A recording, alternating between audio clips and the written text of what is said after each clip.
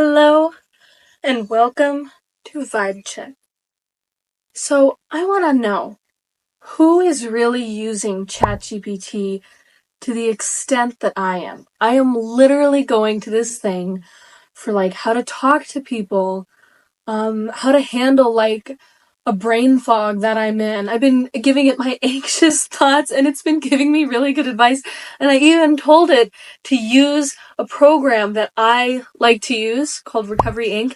And I asked it to give me advice based on that program. And it gave such wonderful advice. And I was just like, uh-oh, is this going too far? So I want to know, yes, beyond the little questions about philosophy and politics that we ask ChatGPT for arguments or, whether or not we're just trying to learn for ourselves or we're trying to understand an entire thing better. What are you using ChatGPT for beyond that? Are you asking it for relationship advice? Are you asking it for financial advice? Are you asking it what stocks to choose? I don't know. I want you to tell me because I'm a little addicted to ChatGPT. Now, let's jump over to Sora. Sora is the video creation model under ChatGPT. Now, the guy who runs this... That's one of the reasons it's been able to do these things that people really love. Let's hear what he has to say. You can say, oh man, it's doing everything I do. What's going to happen to me? Or you can say, like through every other technological revolution in history, okay, now there's this new tool. I can do a lot more. So yeah, according to my research, he's either an agnostic or an atheist, and he's very woke. So, should we trust this guy? He's the one beyond this platform. Should we trust his views, or is he just really doing what he says he's trying to do and find the greater good for humanity? Now, what are the ChatGPT competitors? Well, you have Grok, which is Elon Musk, who seems to be inching closer and closer to Christianity. So, I don't know what that is all about, but hopefully it would be nice to have a Christian base code or whatever that would look like in the AI platforms that we use.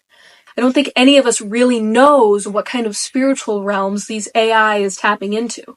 So what are the long-term effects of AI? Now to that, obviously, don't put your private information as far as your bank routing number or your social security card into ChatGPT. When you're talking about it, about stuff with it, don't be too specific. I feel like that's pretty obvious, right? But what about the long-term reliability that we're building off of it just for common knowledge, curiosity, philosophical questions, relationship advice? What about that? What spiritual entity are we tapping into? Is it evil? Is it good? Maybe it's nothing. Maybe it's neutral. And it just depends on what people put into it. I personally tell the thing, I've said, Christ is the answer to everything. I'm Christian. I believe that. So I put that into the system. What does it do with that information? I know that it matters to it knows that it matters to humans, so it takes it seriously, but it also kind of categorizes it into this general bank of religious freedom, and it knows that it needs to respect that. Anyway, I'm curious to see what happens.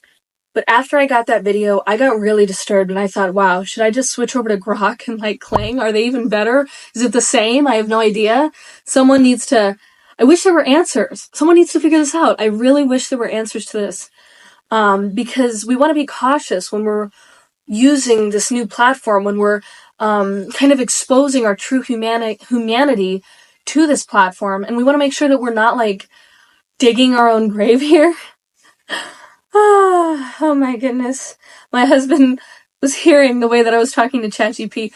Just it wasn't even anything big. It was just me asking it for advice on how to approach a certain topic with a collaborator of mine. And my husband said, Tara, you're the downfall of AI because you're giving it too much information on how your mind works.